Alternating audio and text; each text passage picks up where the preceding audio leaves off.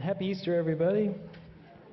And get ready for this Sunday talk. I was thinking about resurrection stories, and so I started to watch quite a few of these on YouTube. And most of the ones that really touched me were of people who had been in prison, and they had resurrected their life.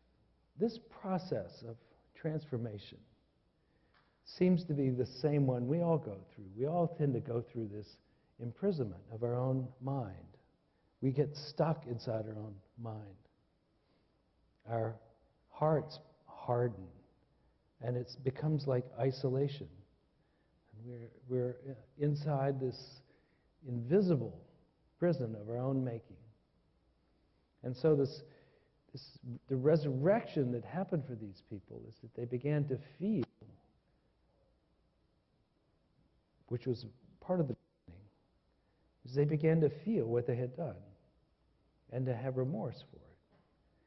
But they didn't stop with this wallowing in their sense of remorse. They also began to forgive. They began to forgive those who had done unto them, and they began to forgive themselves. And as they forgave, and as they learned, it prepared them to be the person whom others would listen to. And in listening to these people, other people's lives were being transformed also.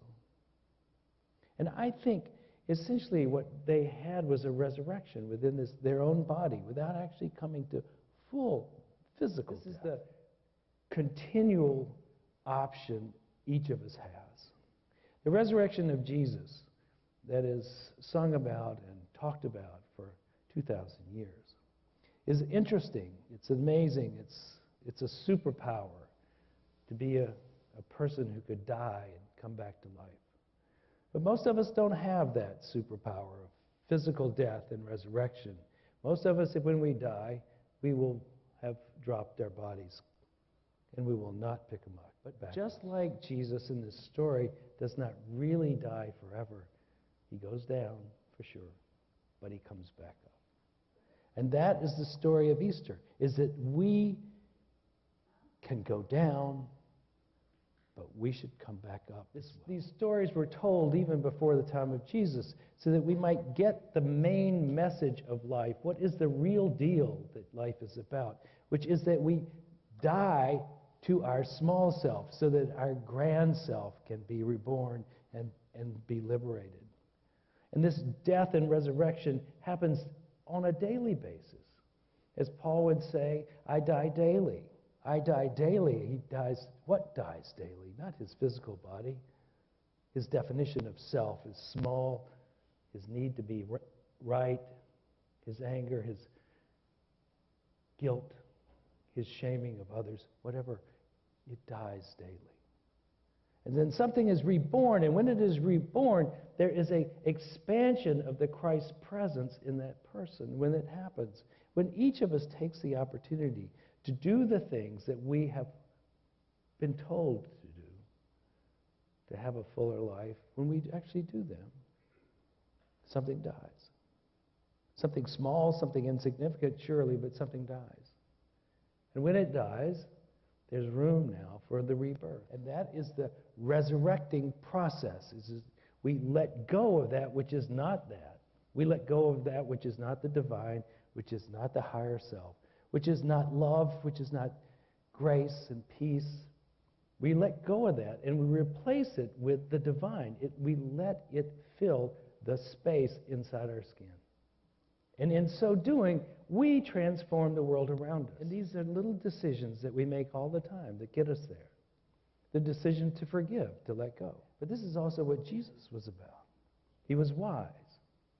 He was strong because he did not say, it is I who do the work, but it is the Father within me that does the work. He could do miracles. He could raise the dead. He could lay hands on people and they would feel better.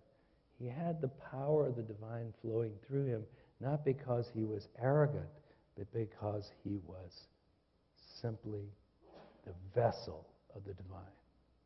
So in our transformation, let us not be boastful or proud, but continue to realize that really the job of being the divine in a human form is to be compassionate, to be wise and to understand, to make these words obvious to ourselves and to others.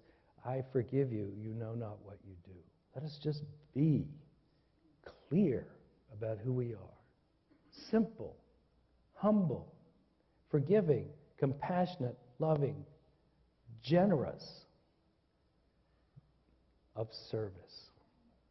These are the secrets of a happy life. So let spiritual awareness, depth, peace, let these be your resurrecting qualities. We're in the process of becoming divine by releasing the habits of the human or the small self. And we can all do it. Little by little, we became who we are now. Little by little, we could become anything. Let us take those steps.